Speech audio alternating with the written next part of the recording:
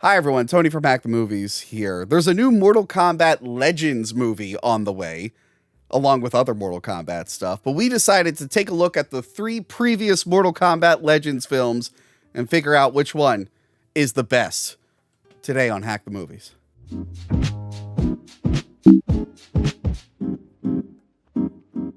Oh my God, it's Sean from Movie Dumpster. Hello. Oh my God, it's Tony, and it's his store, so obviously. How you doing, Tone? I'm doing well. A new Mortal Kombat game coming out on my birthday, Sean. Wow, what a birthday indeed. And much like the Mortal Kombat X, I now have to buy a new goddamn system to play it. I've been getting by on just my PS4 and being happy with that. Hey, you got to break out that Best Buy card, Tony. You got to charge the old credit card. That is upgrade. literally what finally, that and Arkham Knight is what finally made me cave and get a PS4. Oh, okay. And now Mortal Kombat's out and there's going to be a new Spider-Man game. I'm like, I didn't want to buy a new system. All right, I forgot Spider-Man's also going to be PS5 only. Yeah. So yes, new game on the way. Right. I'm very excited about it. We are also on Movie Dumpster going to be trying something with the new Mortal Kombat game, a new thing we haven't done before. We're actually going to be doing a review on the story of the game. So I don't know when that's going to drop. It might not be until a week after this drops, but check out the Movie Dumpster socials. Check it out. For that. We love Mortal Kombat 2, Tony. Yes. We even did a Goro's Got an Art shirt, actually. Which I couldn't find today. I have it. I'm going to, as it always happens, I'm going to find it after we shoot the goddamn episode. Now, is that a retro you got on, or is that a 9 MK shirt? I'm just curious. I think it's definitely the 9 design, but I don't know, it's like from Walmart or something. Okay, I was just wondering. I like yours from Tapes from the Crypt. Thank you. Yeah, this is awesome. I got this at the Mahoning Drive-In. They had it at one of their shows during VHS Fest. And speaking of Tapes from the Crypt, right? Yeah, they will be doing Crypt video rentals again. Sadly, Sean, I will not be there. Oh, you won't be there? I will be in Spookalla in Tampa, Florida. Oh, what's happening there? Spookalla. It's a convention. It's a horror convention. Okay. Did you think Spookalla was just a place? It could be a strip joint. I don't know, Tony. You're hitting the beaches. There's an Ocala, Florida, but no, I'm going to be at Spookalla. However, yes. I did get confirmation as of now that Jess, Casey, and Frank will be at the event at some point, just walking around. If you see them, take a picture with them, tell them you love the show. They will be there, but you will be at Crypt Video Rentals. Yes, come check out Crypt Video Rentals. I think it's October 7th and 8th. It's a weekend. We're going to be, me and Joe, my co-host from Movie Dumpster, we're going to be doing a little presentation involving Hocus Pocus, the movie. They're going to be showing that. So come and check it out. You've been there, Tony. It's an awesome event. They basically have a VHS store, much like you have here. Yes, and when I went there, I'm like, wow, I feel so great to be in a fake video store. Not like this one, Not like this one, which is very real. Like those windows, obviously. But yeah, it's a great time. So unfortunately, we won't make it. But if you hack-offs can come and hang out, we'll be there and a lot of other great folks. Yes. So that weekend, you're either going to see me in Florida or you're going to see Joe, Sean, and a few other Hack the Movies randoms walking around. The hack-off crew. And I donated a bunch of stuff to the convention that they're going to give out, so that's going to be fun. Awesome. But yes, Mortal Kombat, new game. We're excited for it. Yes. They're making a sequel to that live-action movie. Less excited for that. I wasn't on that episode you did. We did our own. Yes. Not to keep beating that drum. Man, one of the worst movies I've ever seen. So disappointing. I hope this sequel is at least decent. I have hope for this Johnny Cage choice. I know some people were kind of weird about it. I wanted the Miz. I wanted the Miz from WWE. See, I get the Miz argument. Not to go off on a side tangent. That keep this brief. I understand the argument there. Carl Urban is a fucking powerhouse, and if you're gonna get Carl Urban, I'm very happy with that. Yes. Even if people think he's too old, who cares? I like the guy who they got to play Shao Kahn. He looks good. I just saw him in that terrible movie I reviewed, The Machine. Burt Kreischer's The Machine. Oh, God, I heard about that. Oh, it was awful. But that guy is in it. And at one point, he has a big hammer. So I'm like, oh, that's great That's casting. on brand. Okay. That's actually really great casting. So that movie is currently paused because of the ongoing strikes. Strikes, right.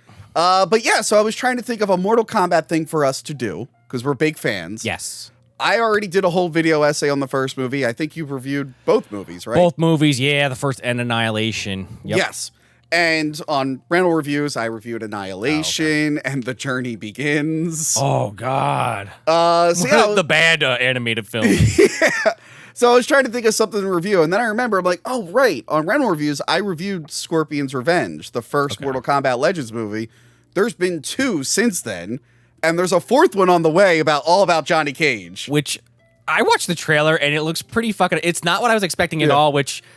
I said this before we started this filming, that a couple of these movies actually took me off guard, but this 4th one, it's like, okay, this is fucking amazing. It's just hammy as hell. That's going to be one of the last films with Gilbert Godfrey. Yeah, he's playing like the villain or something. Yeah, who I got to work with twice, who was like the nicest guy in the world. R.I.P. For sure. Yeah. So I was like, you know what? Let's watch, because I still haven't seen the 2 new ones. I've seen them now, obviously. Well, right, yeah. But you haven't? Oh my God, what are we doing? But I was real hyped after Scorpion's Revenge. I think the movie, the live action movie, kind of ruined my enthusiasm for a bit. But yeah, so I've now watched all 3. I binge watched them. Same. Yeah, so it was a lot of fun. Yeah, and we're going to talk about which one we think is the best, but let's start with Scorpion's Revenge, directed by Ethan Spalding. Written by Jeremy Adams, and they got 2 major celebrities for this. The rest are like, actually, a lot of the voice actors actually worked on the games. Yeah, I definitely recognize some voices. I don't know if in this one he plays Sub-Zero. It might be the sequel and the third one, but Steve Blum definitely comes back, and there's a few others, like I think Steve Wise or whatever. The guy that plays Scorpion is in there. I think so, Pete Wise, maybe. There's a bunch of voice actors who were in the games, but top billing goes to Joel McHale as Johnny Cage. Wow. He does a good job. Yeah, and Jennifer Carpenter as Sonya Blade, who I think is good. And for this one, they brought back Kevin Michael Richardson from the 1995 film. Yes. To be Goro again. Now, if you guys watched my Rental Reviews episode, that's when I still saw it when it was fresh. I still really love this movie. This one caught me by surprise. Did you watch this when it came out, or did you just binge it? No, I've heard of it. It's one of those ones that when it came out, I was like excited to watch, but never just got around to it. Yeah. But I always heard good things. And when you said, hey, want to come on and talk about this, it was a perfect opportunity a few years late. But yeah, I really enjoy this. I don't know if I loved it. Okay. Because I think they're trying to do a little too much in this movie. That's going to be a theme with all of these. Sure. But especially this one. I mean, it definitely sets the stage for the rest of the series. But they're trying to do the first tournament and the Scorpion storyline, which I feel like it's hard to do in 120 minutes. They try, though. No, it's 80 minutes. Oh my! Right. Oh yeah. Duh. Right. Yeah.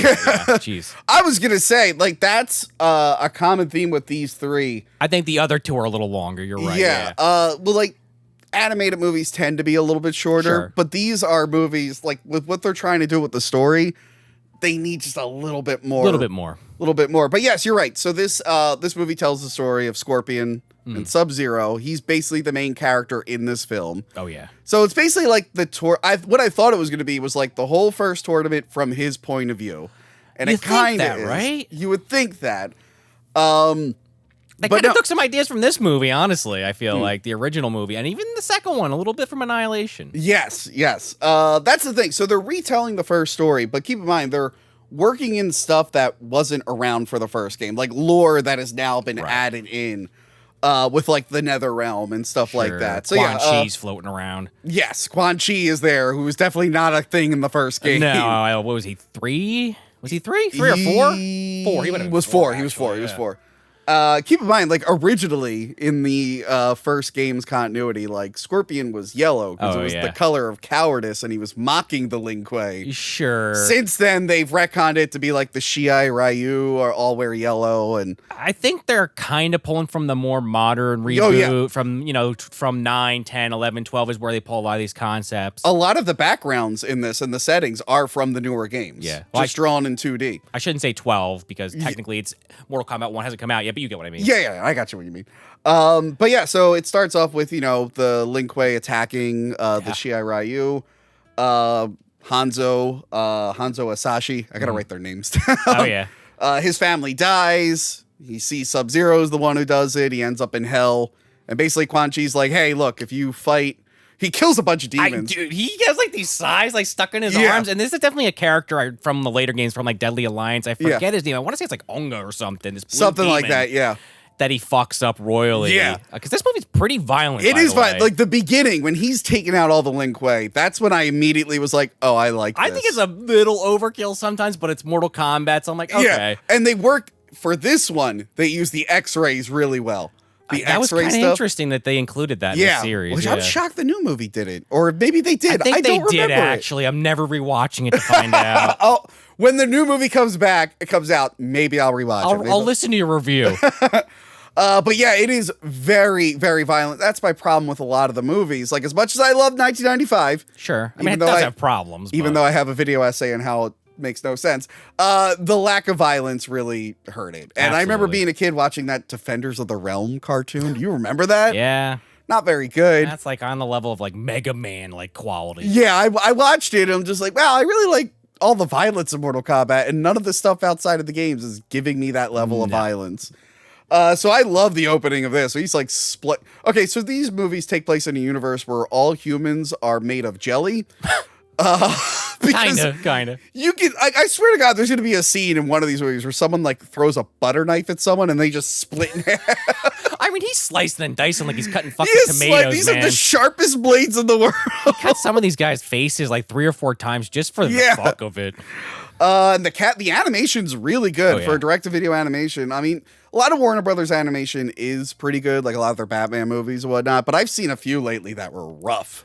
Yeah, I mean, throughout this whole series of films, I think there's definitely moments in each movie where you're like, that looks kind of crappy, but the fights are so well animated. You're like, all right, they put the budget where it was needed. Yeah, there actually is. I noticed I was watching Scorpion's Revenge today. There is an error in one scene. What was it? Do you remember? During the Shang Tsung's big like presentation and whatnot, he's got that big dragon symbol above him. There's some wide shots where they clearly wanted to flip it, so you notice the dragon flips. Oh, man. And I never caught it before. I'm like, they realized the shot worked the other way, but they couldn't flip the dragon. That sucks. I missed that, yeah. It's not the end of the world. No. So yeah, his story throughout the movie is like, I need to go to Shang Tsung's island in this tournament, and I need to retrieve Shinnok's amulet. Yeah, right. Yes, which... We'll release him or something. In this movie says we'll release him. We'll get to that in Battle of the Realms. That's kind of funny on some level. Almost, I don't think they intended it this way, but kind of meta where that even happens in the damn games. They're like, oh, we have this MacGuffin at the end of the game. And the next game, they're like, well, it was slightly different than what we said. Don't overthink it. So yeah, he has to go there. He wants to kill Sub-Zero, right, but he also needs the amulet. That's his mission here. But then the movie is also a retelling of the first Mortal Kombat tournament. So you got to meet Liu Kang, Raiden, Kano, Sonya, Johnny Cage. Right. Johnny's funny as hell in this. Joel McHale is great as Johnny Cage. They gave him a lot of good material to work off of. A lot of you expect Johnny Cage to do the nut punch, and he gets punched and kicked in the nuts a lot. Punched so many times in the nuts. Yeah, it's like a running gag. He eventually does do that nut punch, though. He does. He got to work up to it. Yeah. And yeah, it feels a little bit like the '95 movie, except Liu Kang is a little less angsty in this one. He doesn't have a brother. Right. And he's like, this is like the story from the game where he was like trained for this. And he's like, this is what he wants to do. He knows he has to do it. Raiden is good there as exposition guy. So they did take some beats from the original movie. Yeah. Because, in the game, Raiden is a playable character. But they realized for the movie, it's like, well, he'll just win.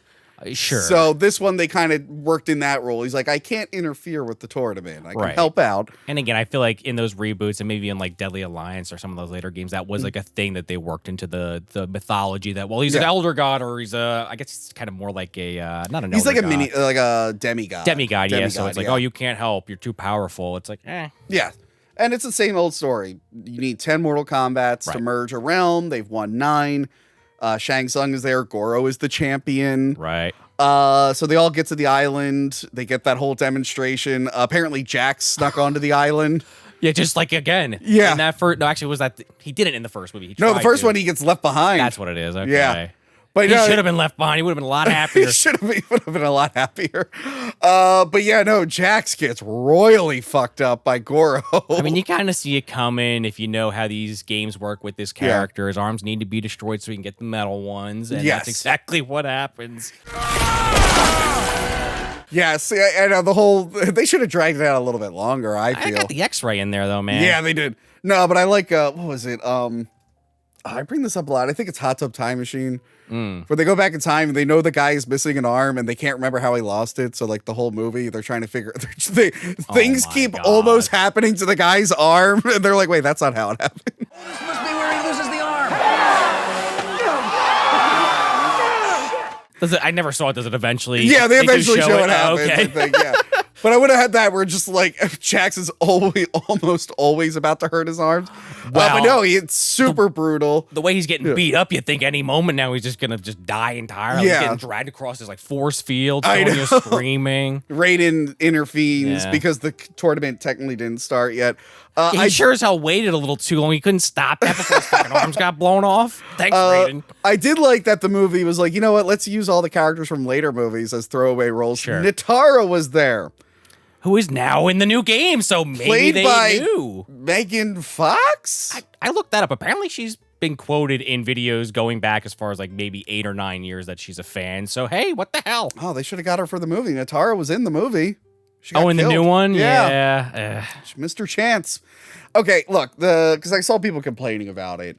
The Megan Fox thing is annoying. I'm not even a fan of Megan Fox, really, but it's kind of just like a whatever to me. The character looks fucking There's sick. That's all I care about. There are some voice actors that totally work for Mortal Kombat. Like when they got Carl Weathers to do the Jax skin. Yeah. That worked. When they got the movie actors for the movie skins, that worked. Ronda Rousey as Sonya she was Blade. horrible. Yeah, she was awful. That's a standout, like, bad example. That was so bad. And I'm just like... Maybe not want to play the character, and she actually was kind of fun in that game. Yeah, but I mean, there's some characters that you can... There's some voice actors that make it work.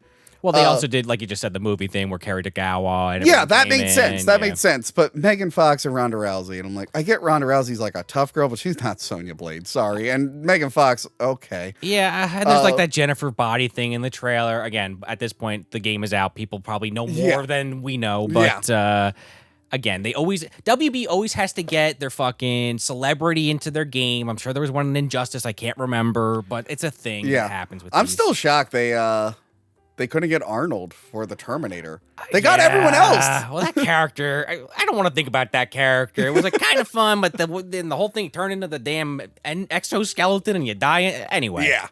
I did like RoboCop. RoboCop was good. RoboCop was good. Oh, yeah, so Natara's in there. There's a bunch of like minor throwaway characters. I thought that was pretty fun. But yeah, what I liked about this version is that like there were rules to the tournament because the 95 movie, it's just kind of like who's winning? Yeah, I mean, in that first one, it's just like, all right, they're having fights. You don't really actually have any, what you just said, who's winning. This one, they're like, all right, we're teleporting you to different locations, and they kind of actually look like the stages. Yeah. Yeah. Cool. I think where Sonya fights Reptile in like that swamp, I think that is from Mortal Kombat 10 because it has like that big statue in the water. That's one of the better fights, I thought. Yeah, that fight was really good. I did like Johnny Cage fighting Baraka. Oh, he still thinks like he does the same thing as in the movie and even that first game. Oh yeah, wait. It takes him a long time to realize it's not a movie. Yeah, once Baraka starts like slicing his shirt, then he's like, oh shit. And then like you never actually see Baraka die. He drops some rubble on him, so that was a little disappointing. But I like the sequence because it's like this castle falling apart around him. Yeah, they accidentally ignite like gunpowder and it goes nuts. But yeah, so I like that they teleport all the fighters. So we're to assume that other fights are happening. Yes. We're just not seeing it. Which again, not to keep referencing it because we both didn't like it, but the movie from a year or two back did something similar. So the movie from a year or two ago did it steal from this movie? No, the movie from before was like, hey, the bad guys are going to try to kill everyone before the tournament. Well, right, but I'm saying the part where they teleport everyone to different locations. Oh yeah. No, I'm fine with the teleporting part. All right, just the worst part. In my head. Sorry, the worst part in 2021 is Raiden takes them to like a realm, and he's like, "This is a realm outside of stuff. They can't get you here." And in my head, I'm like, "Well, why don't you just keep them there until the tournament starts?" Well, because then they couldn't come and kill like Kung Lao and all that. Yeah, I'm just like, wait. So you have a solution to your problem. The tournament is around the corner. Just leave them there until the tournament starts. And then the movie's like, okay, now I'm going to send you back to fight. It's like, why? Anyway, back to this movie. Yeah. So yeah, all the fights are going on. You get the basic team up with Liu, Sonya, and Sub-Zero. I like Scorpion talking with Raiden. Yeah. Raiden's like, hey, I know what you're up to. Could you just fucking not? Right, he's like in the treasure room or whatever, trying to like find this fucking item. Yeah, but also, can Raiden just not take that? Like, I'm taking this. Goodbye. You know, Raiden, he talks in riddles, you know, and Yeah. he's trying to get people to figure their own destiny out. Yeah, I did like that they had the guards with the white and black faces. That was cool. That was cool. But yeah, I like how they form a uneasy alliance with Scorpion after he just mutilates a ton of Black Dragon soldiers. And by the way, I like the Black Dragon stuff. Because like it has a good through line. Yeah, I like it in this because again, this tournament has rules. They have the whole thing where like you have to declare Mortal Kombat, someone has to yield or die or just get beaten.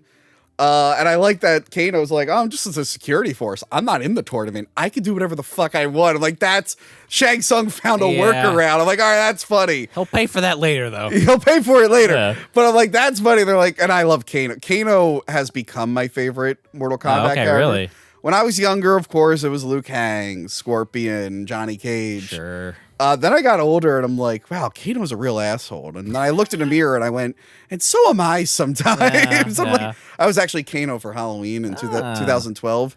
No one knew who I was. They all thought they thought I was the Terminator. Maybe I could see it. I could see people not. But I had like that. the classic white with the bell. Sure. Terminator. I'm gonna get Terminator from that, but I can see the eye thing maybe. Yeah. So yeah, I like Kano in this, and how they worked around that. And yeah, it's a good bloody time. Yeah. There's a lot of great fights. I do love the reveal of Sub-Zero not being the real bad guy. Yeah. I love the face he makes when Scorpion's like, you killed this person, and Sub-Zero's like, eye goes up, like, what the fuck are you talking about? Yeah, exactly. And the way he kills him, he like fucking like basically power bomb spears him like through the air onto a giant spike. Into the pit. Yeah. The pit for Mortal Kombat. Takes himself out with it, actually. Yeah. And then Quan Chi's got to do his mustache twirling. He has to appear and be like, yeah, by the way, it was all me, Scorpion. Leave that part out. Who do you do? Because there's still 20 or 30 minutes of the movie left. I don't know. I like that there's a prison area. Mataro is in the prison. Oh, yeah, Or yeah. it could be whatever Mataro is. It's supposed to be Mataro, that like centaur demon thing. Yeah, they finally worked Mataro into the new game. He's one of those assistant characters. A cameo character, yeah. Yes. Yeah. I'm happy with that. If that's the way to do it. I really love Mataro. And then in Armageddon, they're like, he has 2 legs because we can't program a 4-legged monster. Because wasn't the whole idea with that game was we're going to put literally every character we ever came up with. But it would have been been so hard to do that. I'm like, but I want to play the 4. And then he was just in Mortal Kombat 9. I don't think he ever fought. No, he got taken out quickly by Raiden, I think, in a story cutscene. And he gets his ass kicked in this too. And Johnny Cage does his nut punch. Yep. And then Kano dies? I think it's one of the things where they don't explicitly show like his head getting chopped off. It's just his teeth are fucked up. Yeah. And the eye is like smoking, so whatever. I thought because his head was on a grate, I thought it was going to go through the grate like Play-Doh. Yeah. I thought that was going to happen. It's not like Sonya and them haven't already killed. Yeah. But it was weird. But yeah, then we get the big showdown between Liu and Goro. How do you feel about the ending here? I don't like the ending. You don't like? Why don't you like it? Let me know. I understand why they did this, because they have the whole Scorpion angle they're playing with, but I just feel like it taints it. Now, I feel like what they do with this in the second movie actually makes me like it more, but on its own, I don't like it. Because they basically make it where Liu Kang fights Goro, and he has a really hard fucking time against him. He kind of gets his ass kicked. And then Scorpion just kind of out of nowhere, by the way, breaking the rules of Mortal Kombat, just does a get over here and rips his fucking head spinal cord out. That is a cool death, though. I love that his face stays attached to his body. Yes, it is very cool, don't get me wrong. But I'm kind of like, man, like, all right, I guess you got to have Scorpion do something. And again, they do kind of use they make it into a story narrative plot points. So. I agree. I was a little disappointed he interfered with it, but I like how they worked around it, where it's like, well, I guess you're the champion now, and it's or like you have to face Liu Kang. And Liu, he's gonna do it, even if he doesn't stand a chance after the beating Goro. Yeah, and then I love that Scorpion just to fuck Shang over. He's like, hey, you know what? I yield. Liu Kang wins. It's like, oh shit, he didn't plan on that. Well, he also has the kunai right up to Shang's throat. While that's going on, Quan Chi, it's revealed, like, Shang Tsung knew Quan Chi was going to betray him. Right. Because he puts poison in a cup or whatever. Yeah. Green, boiling poison. I'm like, he's going to see that, Quan Chi. It's real. How do you miss it? Right. But no, overall, this one, I still really, really, really like it. You could expand this out. Sure. Add a couple more one-on-one fights. Change the ending a little bit so it's not just a Scorpion story. And you would have a solid Mortal Kombat movie. I was thinking maybe you ended on him beating Sub-Zero, but I understand they wanted to get the whole Quan Chi angle done by the end of the film, so fine. Yeah. But yeah, no, I really enjoyed the movie. Like I said at the time, I'm like, if the new movie is just this, just a little bit longer in live action, you got a good movie. It was so fucking bad. Oh, well, hell no. We didn't get that Goro at all. was regulated. Goro's supposed to be the champion and he dies before the tournament? Halfway through the movie in a one-off scene. Ugh. Why wouldn't they just make that Kintaro and save Goro for the actual tournament? Now they'll have Revenant Goro, or they'll have Kintaro in the sequel now that they have more money and they can make the hair look right, I guess. Scorpion, does he destroy the amulet? No, because that becomes a plot point in the second film. Yeah. Or maybe he does destroy it and it absorbs into his body. Yeah, I think he destroys it. He fucks up, what's his face, pretty bad, Quan Chi. Yes. He does the whole fatality and whatnot. Oh, yeah. But yeah, like I said, I loved it when it came out. Thought it was great. And then the second one came out, and for whatever reason, I didn't get around to it until just recently. But I heard people telling me, they're like, oh, it's horrible. They're like, oh, it's terrible. What? They're like, that first one was good, but that second one was really bad. I'm like, oh, wow, I can't believe they dropped the ball that much. People lied to you, Tony. I was going to say, I watched it yesterday, and until the third act, which wasn't technically bad, it just wasn't where I thought it was going. Same. I really enjoyed this one, too. Yeah. I like this one better, but yeah, that last act starts to fall apart a little bit. Yes. So now we flash forward like a few years, I guess. Undetermined amount of time, but yes. So at this point, it was in the cliffhanger in the first one. Shao Kahn was like, we're just going to invade. He can't merge the realms, but he's allowed to invade the realms. Right, yeah. Which is kind of taken from 3, but in 3, they said he needed to resurrect his wife on Earth. Yeah, they kind of mix it up a little to make it different. They make it just seem like they could just go to Earth and invade, but it'd be easier to merge them. He brings his fucking million demons with him. Yeah, they're attacking the Order of Light, which again looks like it does in the new games with those statues of the guys holding the platform. Right, yeah. So yeah, Jax has got his robot arms now. They're pretty cool in this. They're pretty cool. We forgot to mention Katana in the previous film. Oh, yeah. She has her movie role where she wants to betray her dad, but she's afraid to. Yeah, I forgot about that. And she basically forfeits to Liu Kang. And she also has this really weird outfit in this film where it's you can't see her ass, but whenever she's standing on her side, like the side profile, it looks like you could see her ass. I don't know. You know what I mean? Though? Yeah, it's weird. I know what you mean. Did you hear about Katana for the second movie? The live action one? I don't remember what. It's not the girl who played Melina. So it's like, oh, are we just dropping the whole clone thing? They kill Melina again in an off but you randomly in the movie. But you think you would get the same actress since Melina's a clone. I'm like, oh, I guess we're just changing that too. Whatever. I mean, also, they're in weird territory right now with that because the video games are now rebooting again with a totally different, storyline. And now you're like, well, we need to make a sequel to the other movie we already made based on the it's confusing. Yeah. This one, by the way, I forgot to mention, also directed by Ethan Spalding, written by Jeremy Adams again. 80 minutes again. This one is 80 minutes again. I don't know. I thought it was longer for some reason. Pretty much same voice actors, Joel McHale, Jennifer Carpenter, but we forgot to mention the beginning of Scorpion's Revenge with Daffy Duck being attacked by Scorpion. Oh, yeah. Which was funny because I didn't notice that the credit in the first one. I'm sure that Daffy was credited who did the voice because in this one, Shaggy's in the beginning. And it's Matthew Lillard as Shaggy. And this was, if you forgot, there was that meme at the time. The meme of the Ultra Instinct Shaggy. Right, from Dragon Ball Super. Which he was super powerful, and people thought that was going to be worked into a Mortal Kombat game. But it's now on hiatus because I think they're finishing it. Oh, well, yeah. There was the that multiverse game. Yeah, the Multiverses game came out. That. And they made Shaggy the ultimate version. Give Akira Toriyama his damn money. Curtis Stryker, who's a character I've never really liked. Voiced by Matt Mercer. Okay. Which I think he actually did it in the more recent games, too. I think so, yeah.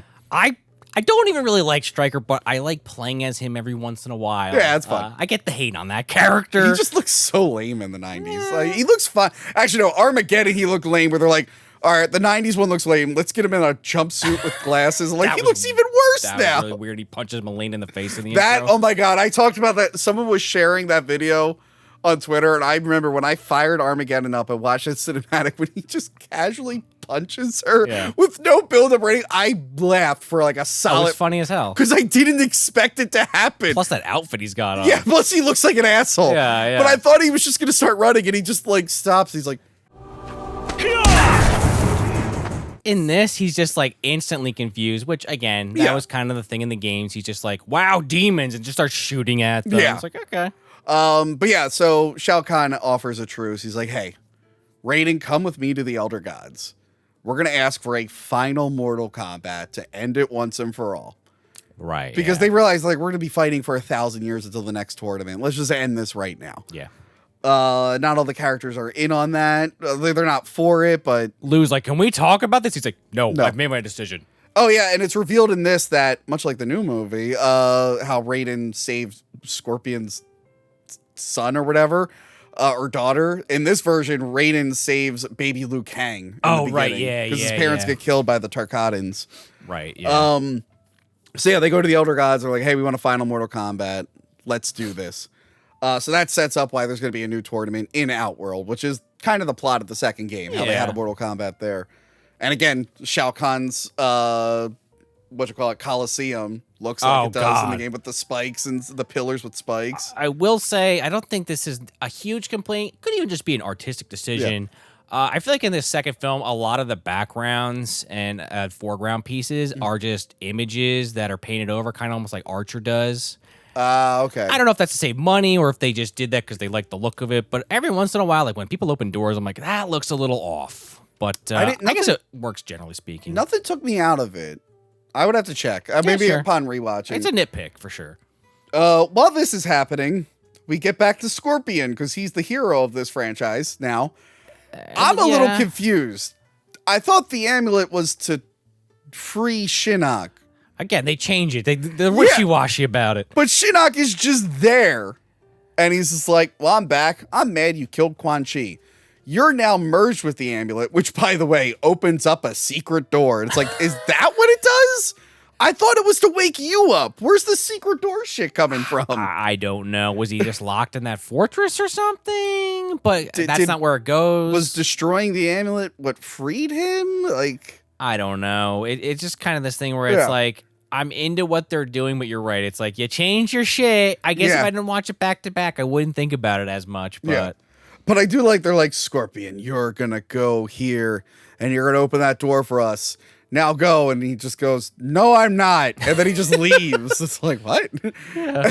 Like the demons are like, we're not going to be able to find him. And Shinnok's just like, all right, get some ninjas to do with that. Yeah, hire someone that could do it. Cut to the fucking Lin Kuei. The Lin Kuei, and I like this. Also, I think the Lin Kuei leader's design was introduced in Sub-Zero mythologies. Oh, the Mortal Kombat Master, yeah. Yeah, and I feel like that's just been the design ever since. They like that look. I think it was even in Mortal Kombat Conquest, which is actually a show I enjoyed. The live-action show. Yeah, right. That was before a lot of the lore was established, so they still had wiggle room to do stuff. That one was fun. That show was a lot of fun. It's on HBO Max. I'm sorry, Max. It's on Max right now. As of right now. As of right now. But yeah, this story is about the younger Sub-Zero. Kwai-Han? No, Kuai Liang. I'm looking at it now. Yes. Kuai Liang. Kuai Long. Sorry. Sub-Zero 2. Yes. Sub-Zero 2. It's okay, Tony. The one with the scar. I'm sure someone's in the comments saying I said it wrong too. I think it was somewhat like that though. Kuai Lang. There it is. Kuai Lang. I got to it. Gotcha. And Smoke is there. And this introduces the idea that the Lin Kuei were going to start making their ninja cyborgs. Right. The Cyborg Initiative, exactly, which is a big staple in the series, which I'm curious if they're going to do that in the new one. I don't know any of the story. Yeah. Although I was thinking... I wonder if we're going to get if they do that, I guess we might get a Scorpion, Cyber Scorpion maybe? That'd be cool because when they did Mortal Kombat 9, they rebooted it to where we got Cyber Sub-Zero. Instead of Smoke. We haven't gotten a Cyber Scorpion. The only problem with that is that there's already a yellow robot. I was thinking the same, but just the thought popped in there while I was watching the Cyber movie. Reptile?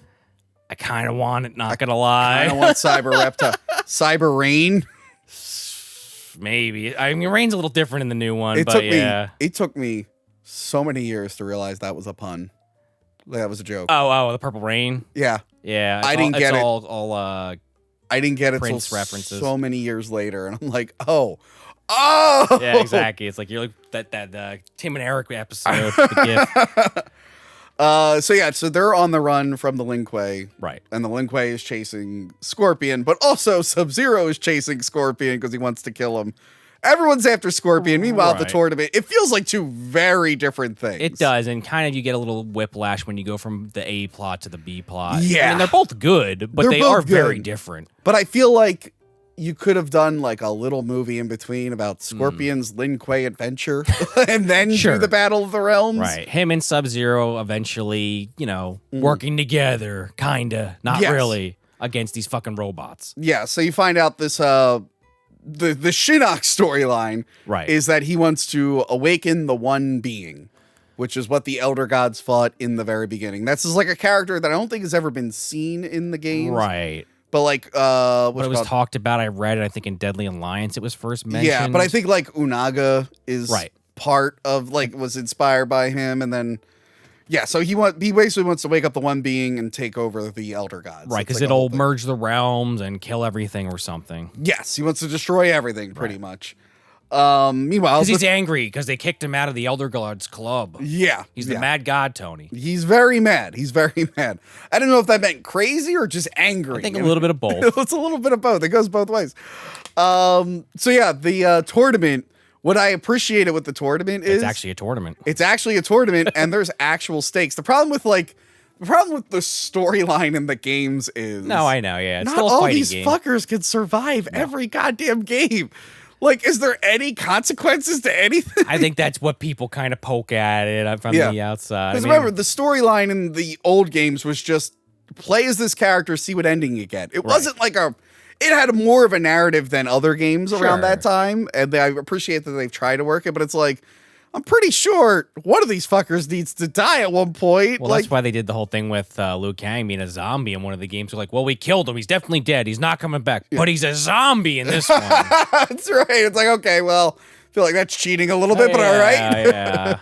But I get what you're saying. I did appreciate zombie Liu Kang. That was me too. But I guess that's also why they keep rebooting it. Yeah. Hey, I'm totally into it, but I get why maybe not everybody is. You also get some characters from later games, like Devora is in there. Yeah, which is kind of fun to see her in there. Yeah, I did like when Baraka showed up.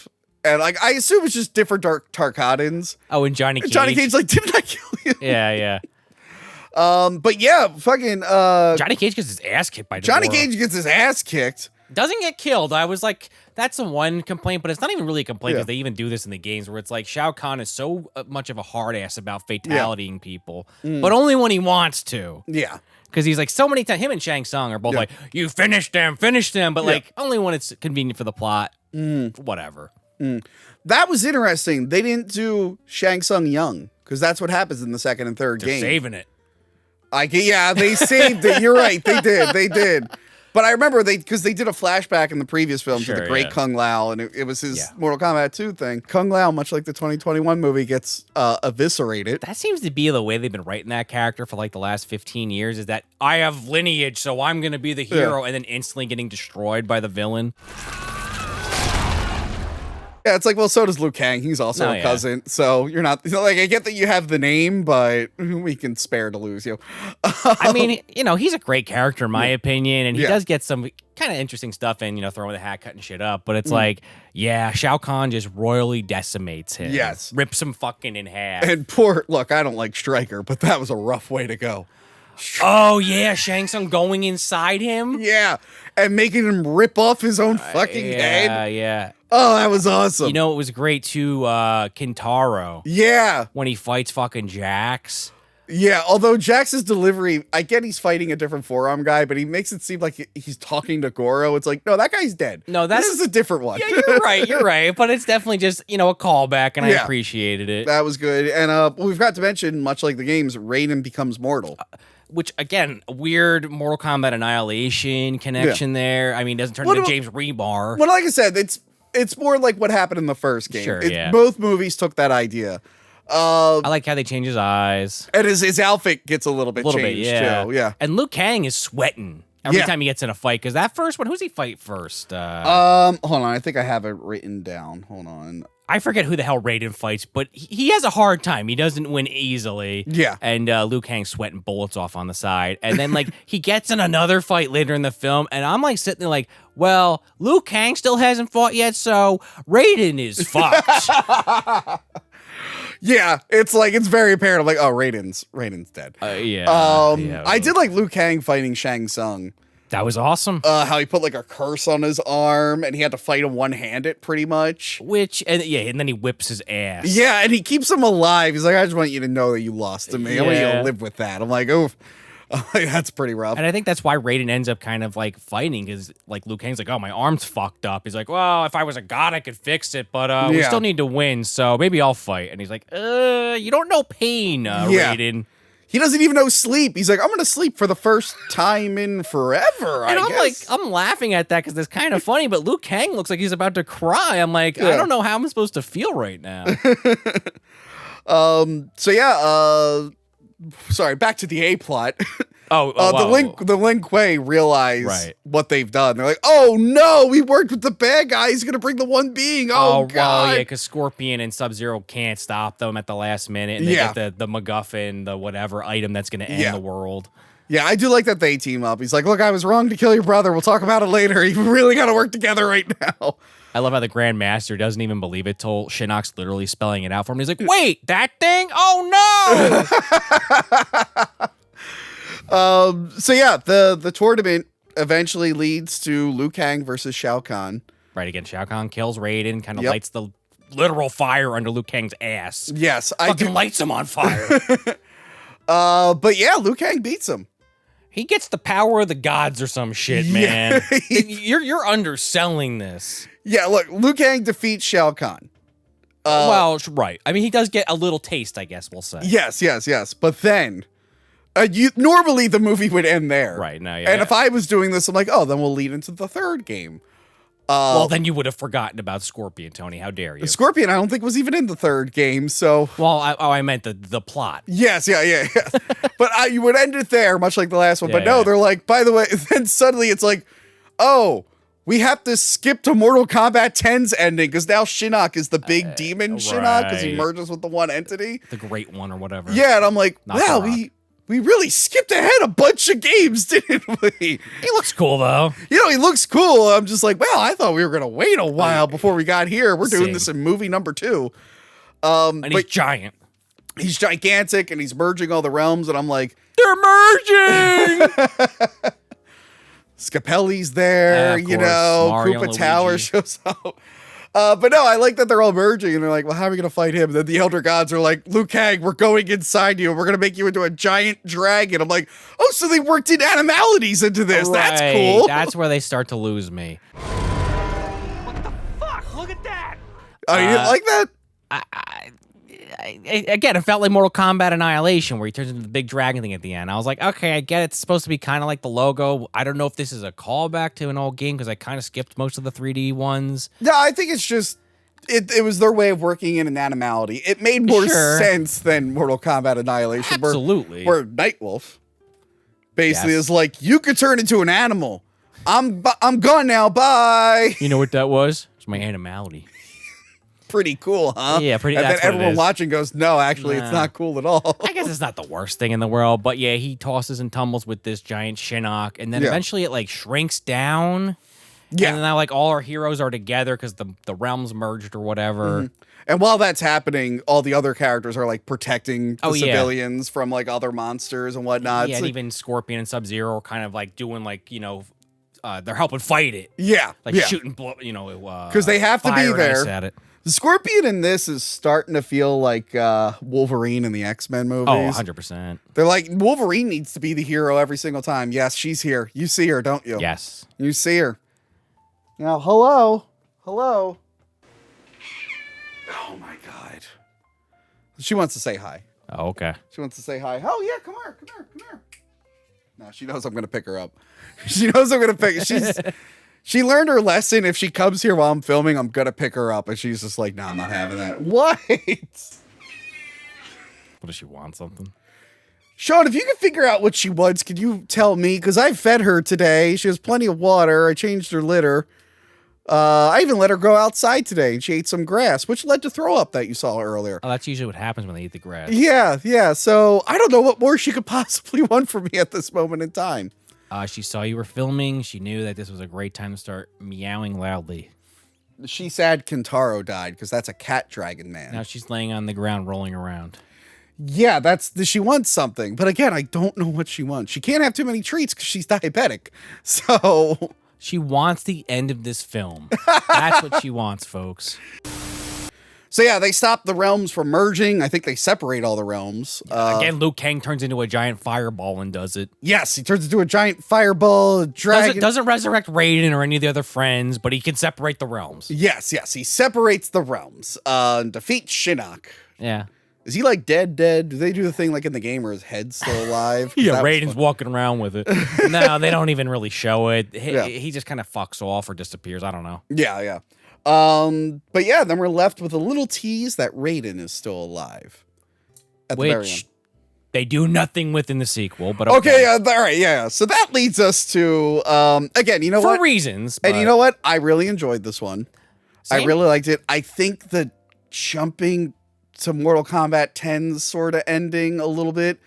I appreciate the Elder Gods making him a dragon. I like that. But like the whole thing with Shinnok, I'm like, I feel like we could have waited a couple movies for Shinnok stuff. Like, I agree. It's kind of what I said about the other movie. I think they're just trying to pack a lot of material into one movie. Yeah. It's also an animated film, so they could do stuff that you usually can't get. Not get away with, but you can't do in a regular live action film. So it's just like, how much shit can we pack into here so we don't have to like worry about it in a sequel? And, I think that's what it kind of comes down to. I still think it works 90% of the time. Yes. But you're right, it is a little jarring when you jump back and forth between those two plots. Yeah, They're both interesting, but I would have preferred two separate movies. Scorpion's Lin Kuei Adventure. Shorts. Yeah, and then not even like shorts. I would have watched a whole movie of just Scorpion and 2 hour and change movie. Yeah, I would have watched a whole movie of Scorpion and Sub-Zero looking for this amulet, fighting robots. Didn't have to have the tournament, and then one of the Mortal Kombat 2 tournament. I would have watched both of those. I'll say that from those first two films having the A and B plot, which usually is a good thing. Yeah, not always, but usually is something they finally realized. Hey, we probably shouldn't do this for the third one, but also there's other people involved, so maybe that's just that. Yeah. If that makes sense.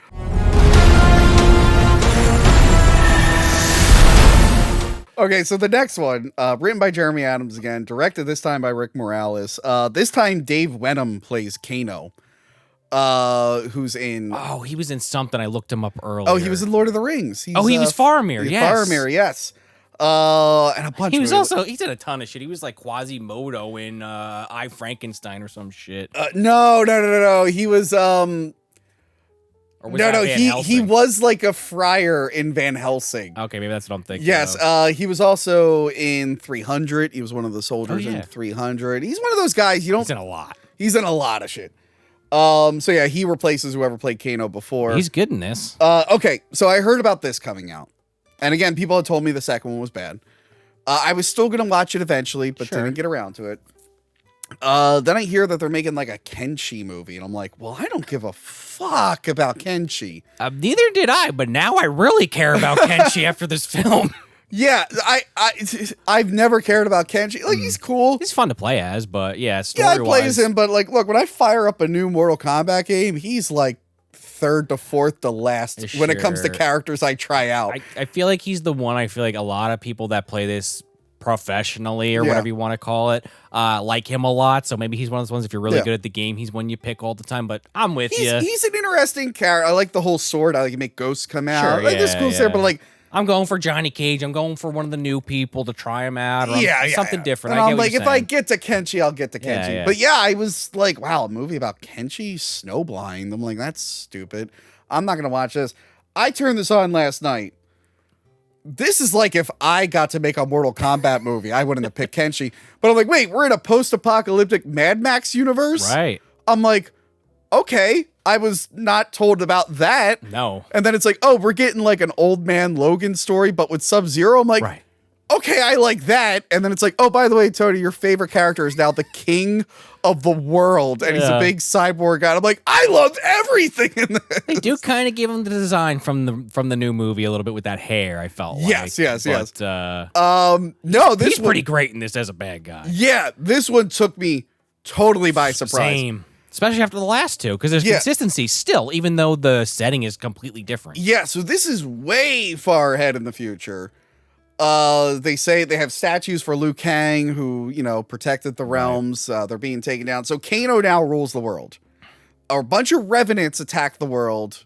Which are basically zombies in the Mortal Kombat And by the way, as far as I can tell, that's the only appearance of Nightwolf. I had to rewind it. I was like, who was that? Yeah.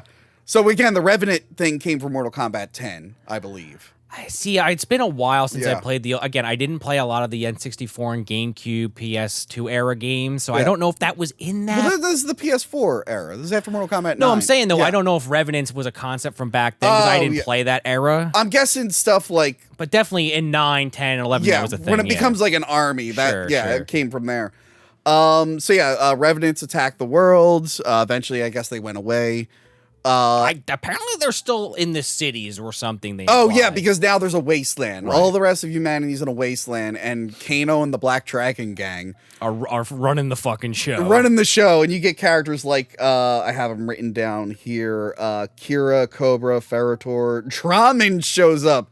That weird meat guy with all like the... Is that what that was supposed to be? Yeah, Draman's in there. With all the flies and shit. Yeah. We got Cabal.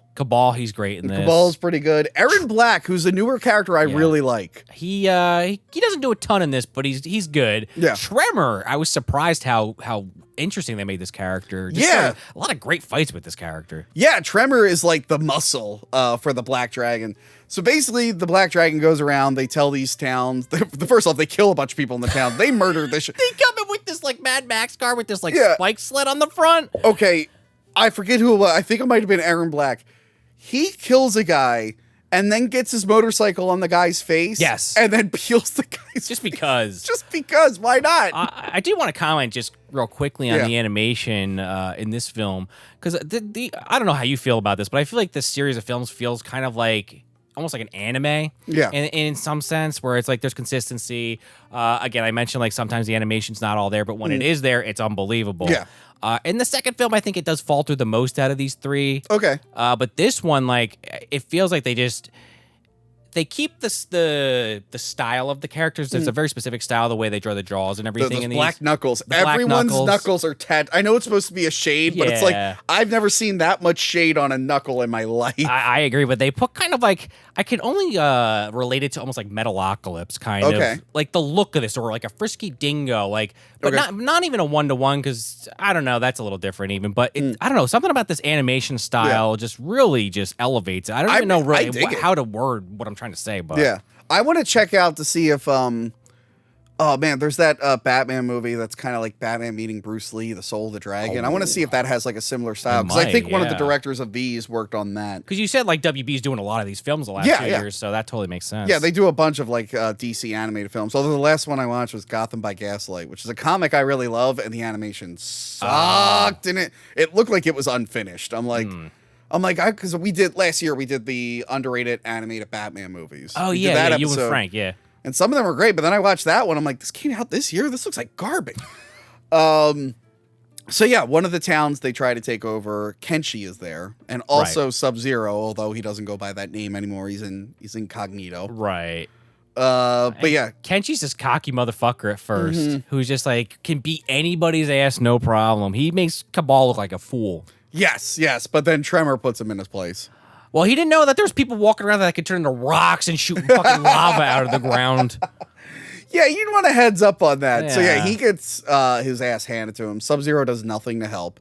And he knows he's Lin Kuei. Kenshi knows he's Lin Kuei. He sees the tattoo. Yeah. But then it turns into Aladdin. Because Shang Tsung's still around and he's an old wizard. It turns into a couple different things, but yeah. But I'm sitting there like, wait. An old wizard is tricking a young man into going into a cave. Well, you forgot to mention Shang Tsung is there because he's now basically Kano's bitch. He's working for Kano. Somehow Kano is this all-powerful person that can't be stopped, even by Shang Tsung. But you're right. Then he ends up there and is like... Yeah, but I was watching like, this is Aladdin. Go into the Cave of Wonders. Exactly.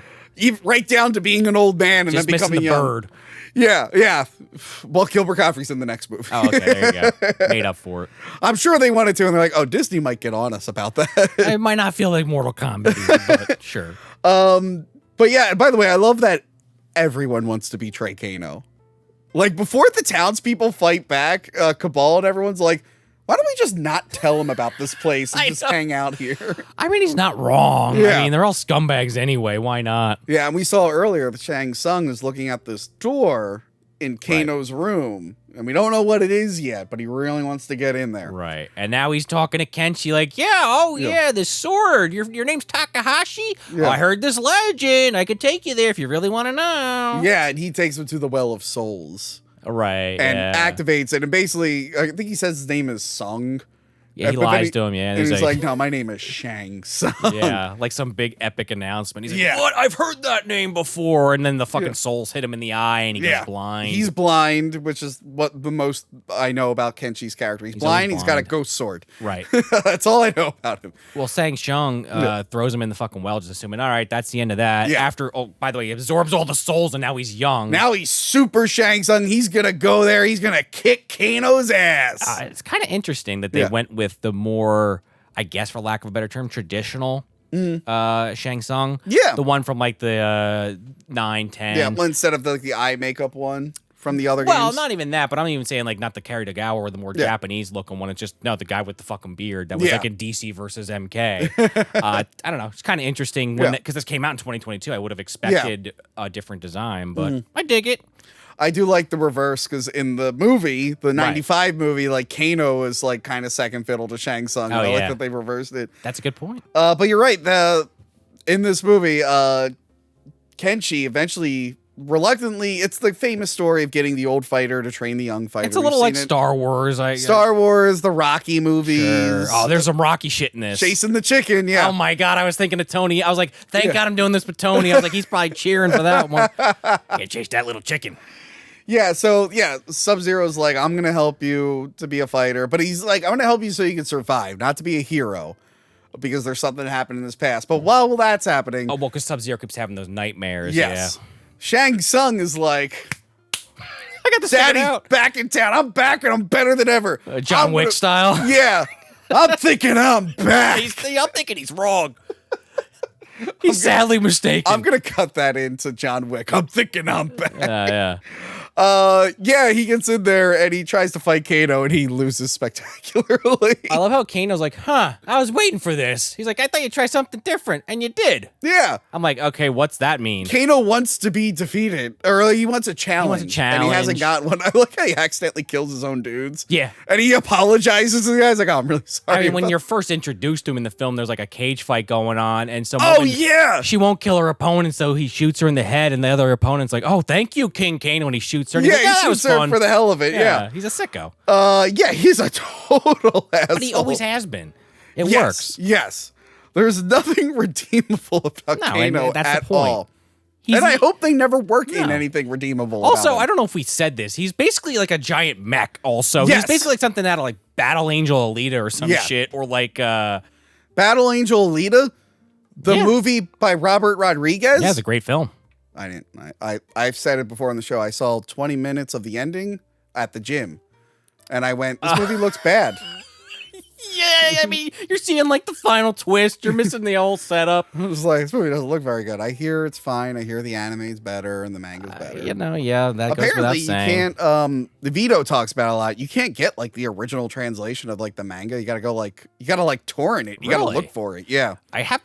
Not to go off on that, but like I have maybe the first 10 volumes. I never actually finished it from when they first put it out, like when I was like 10. Yeah. But I don't know if that's the right translation. I don't know. He nerds out about it all the time. And I'm always like, Vito, cartoons are for children. Now let's get back into Mortal Kombat Snowblind. I like Shang Tsung is just so overconfident. He just gets fucking murdered. I mean, in the context of knowing this character, he should wipe the floor with Kano. Yeah. And he goes to suck his soul out, and it doesn't work. And Kano's like, yeah, I'm so powerful. I basically don't have one. Yeah. Again, so planting these little seeds. Again, part of it is just Kano being a ball buster. But it's also like, there's actually something to what he's saying. Yeah. And then he kills Shang Tsung. He fucks him up. Yeah, and then eventually, Kenshi and Sub-Zero have a falling out because it's like, you need to be the hero. We find out Sub-Zero in the past when the Revenants were attacking. He's like, you know what, I'm going to use the Ice Storm, but he lost control. So he killed the Revenants and his people and a bunch of other people. Civilians, yeah. And he swore never to fight again. Yeah. So Kenshi's like, all right, well, I'm going to go do what's right. I'm going to go fight Kano. And I was like, wow, he lays into him. Yeah. And I'm like, I'm invested in a lot of this. I'm liking Kenshi for the first time in my life. I love Kano, and they're establishing him as a great villain. This is all going well, and I'm ready for Sub-Zero to put on the mask and get back in action. But they couldn't help themselves, Sean. They couldn't help themselves. Wow. He gets the fucking thing, the spear. You're right, he pulls it off the wall. And then he does like a fire ritual, and he brings Scorpion back. I'm like, oh, come on. You know what? I kind of was into it this time because I was like, you know what? If you're gonna bring him back, at least they didn't like spend too much of the movie on a B plot, which again I thought was good in that last movie, but it was jarring. Yeah. At least here it's like, you know what? That actually makes more sense that was the thing on the wall. I don't know that he needed to burn his whole farm down to summon him. I guess you find out at the end he's not allowed to go back because of this for whatever insane reason. But it's like, it's kind of this bullshit like, well, we were bitter rivals, but you're the only one I trust to stop me if I go out of control. And then, he shows up like fucking Spawn, Scorpion out of the ashes. Yeah. I get what you're saying, though. I kind of was like, into it. It was like, really? I'm like, I was on board with this. I don't think we needed Scorpion for this. We didn't need it. And I love Scorpion. That's me who loves Scorpion and loves the character. I'm like, same how I felt with Wolverine. I'm like, not every X-Men story needs Wolverine. No, same. It's one of my favorite parts of Days of Future Past, where in the final battle, they just get rid of Wolverine. I'm like, oh my God, something refreshing for once. So it's a huge bloodbath at the end there. They rip Kano's head off, and then it gets attached again. That was pretty cool. I do like that one scene where like Sub-Zero gets into a room, and there's just a window in the door, and Scorpion looks at him and goes, "Finish him." That was awesome. Kenshi's fight with Kano is pretty cool. It eventually leads into the twist, because we're sitting here, we're like, wow, it feels like they jumped really far ahead. Oh, you said Kano, you meant Tremor. He fights Tremor. Sorry, he fights Tremor. Like, this is my fight, and I was like, you know what? Yeah, it fucking is. Yeah, right? no, he fights Tremor. Yeah, he that's beats a the great shit out of fight. Tremor. Yeah, that one was awesome. The fights in it, and all three are really, but this one I feel like they really nailed. They really the did it. But Scorpion fights Kano. Yes, you're right. No, Sub-Zero fights Kano. Scorpion fights Cabal. Okay, yeah. Because he melts his fucking face off. Oh, right. He's got the skull and everything. That was cool, where it was like the mask and then the skin and then the skull. Yep. And there's no way, if you see someone's face and bones and muscle melt off, there's no way they can come back. Unless they're a Revenant. No, unless you're Chris Carter and you're doing an X-Files revival and you just... The Smoking Man? I couldn't believe. Bring him back a second, third, fourth time. I couldn't believe they did that flashback where he's just in a hospital and he's got some burns. It's like, no, I saw his bones explode. You got to come up with something better than that. They killed that character on that show on screen more than once. It wasn't like a couple times off screen, you're like, fine. But more than once on screen, this man either was shot or exploded. But that's why. And they still brought him back. The first series finale, that's why I was so satisfied that they literally showed every part of his body explode. That was the point. And then they did the flashback where he's just in a burn recovery thing. It's like, no, Chris, you can't do that. Chris Carter. Anyway, we find out that this must be an alternate universe that was created by Kano because he got Kronika's crown. Which is kind of at first a little Easter egg for fans. Yeah. Granted, I don't know who else is really watching this, but hey, they give you enough wiggle room that anybody I feel like could at least enjoy this. But yeah, the Kronika helmet with the skull, and then he goes in. It's literally the room from MK11. Yes. With the fucking spinning wheels and everything. God, she's such a pain in the ass to beat in that game. She is. Interesting character idea. Very interesting character.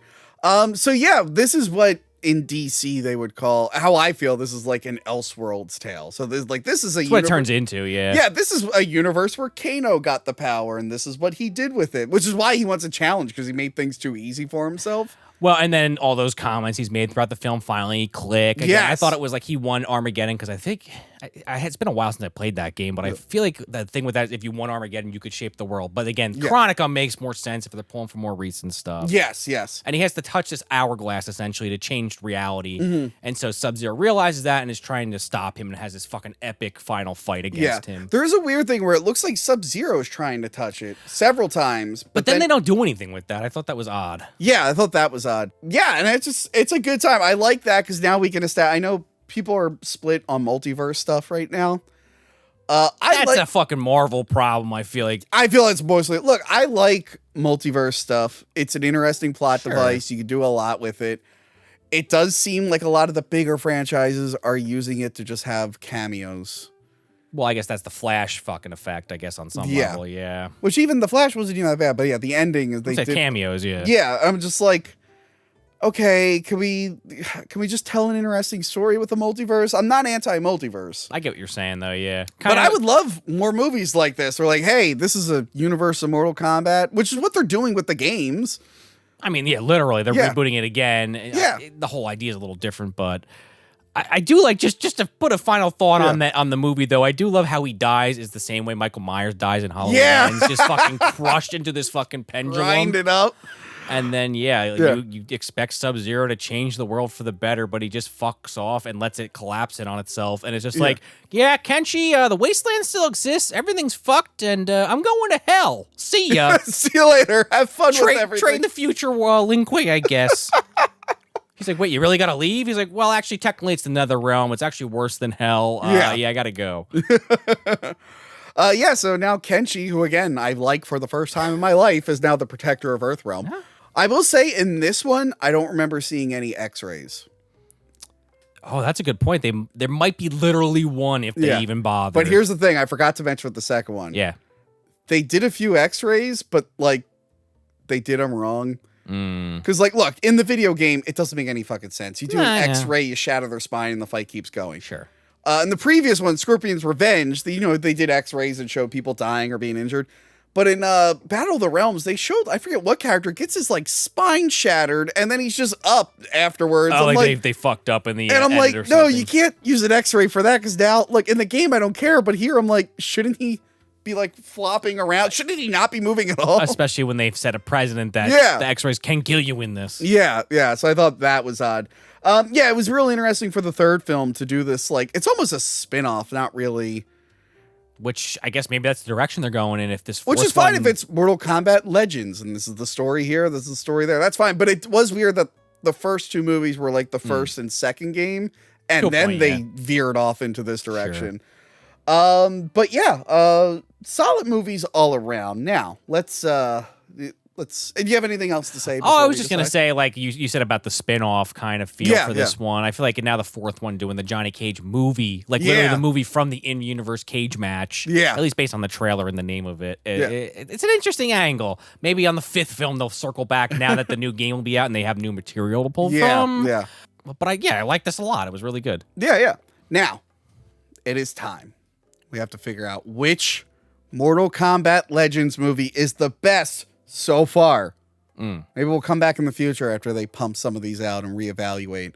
But yes, I'll have you go first. What do you think is the best? And you can give me like your tier. I think Snowblind, easy.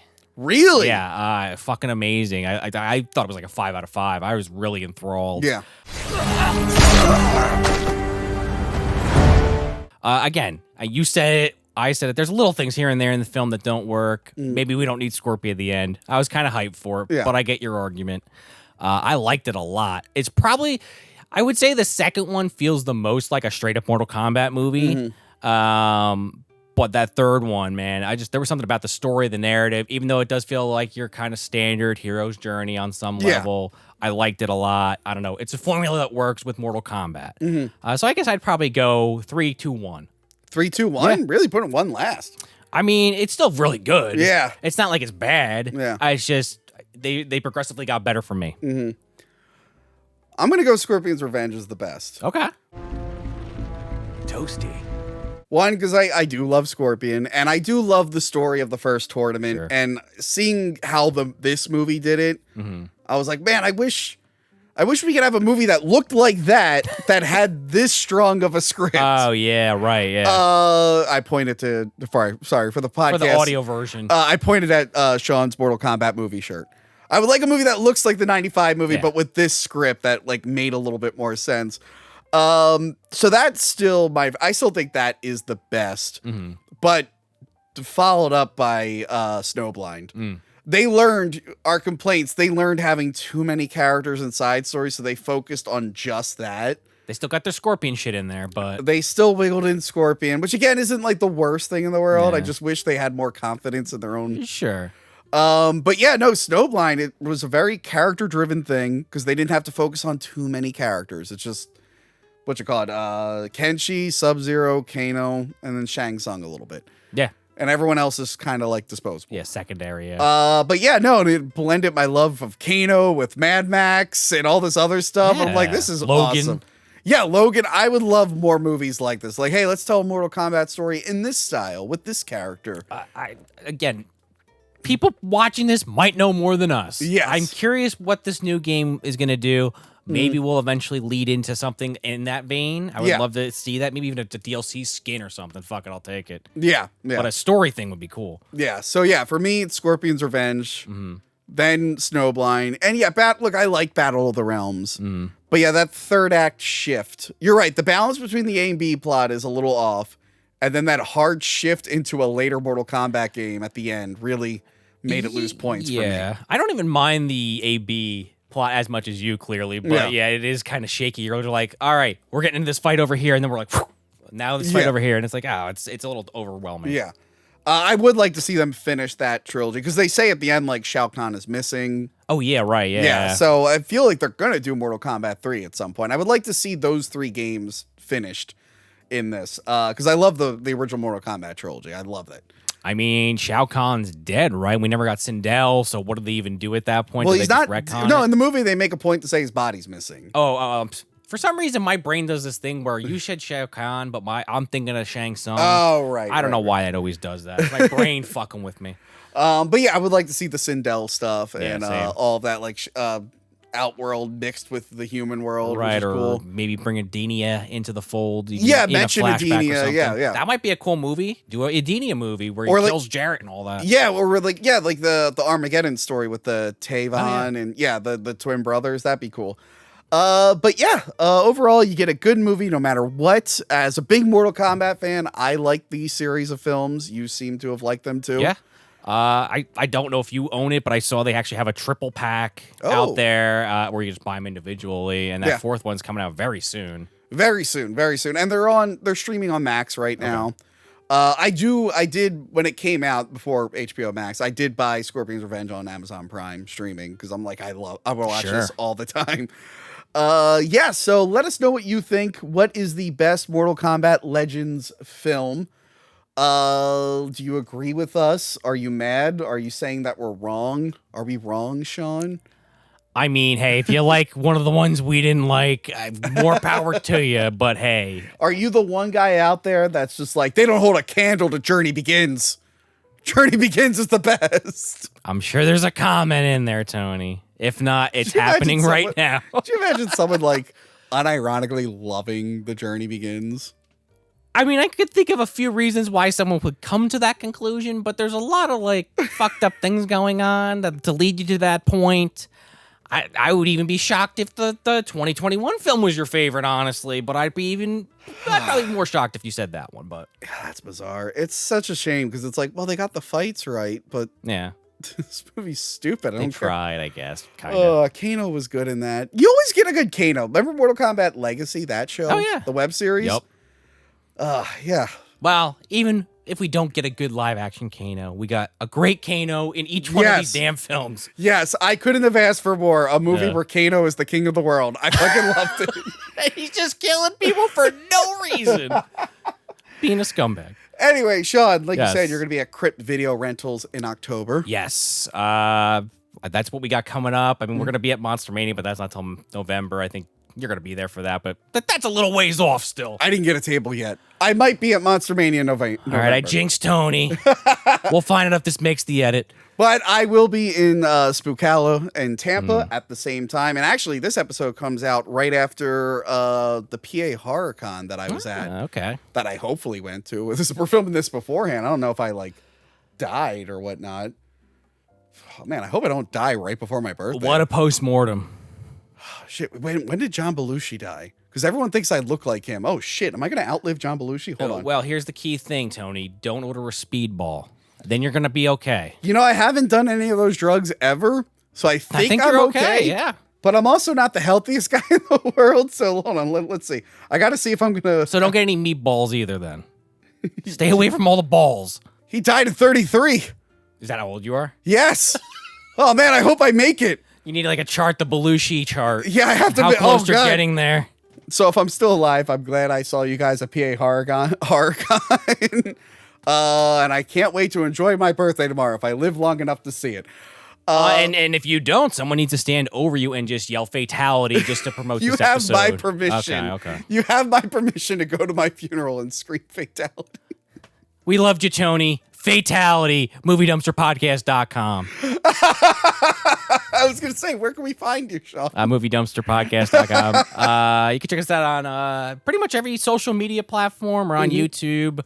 Check us out there. YouTube /@MovieDumpster. They're doing the ats now, Tony. Yeah, that ad keeps throwing out the description stuff. Yeah. If you haven't checked the show out, like I said, we've done all these Mortal Kombats. Also, we've recently done Problem Child 2. We've done Leviathan with Tony. Leviathan. We did the Last Voyage of the Demeter with Which Tony. a lot of people, I thought I made it clear that I was reviewing it on that channel, but as of this recording today, someone asked me to review it, and I just sent them the link. Well, here's the reminder. The reminder, yes. Tony's been on a bunch lately, and yes, always have stuff coming out. And Sean, I don't know if you know this. People know the Hack the Movies podcast. It's Yes. very famous and important.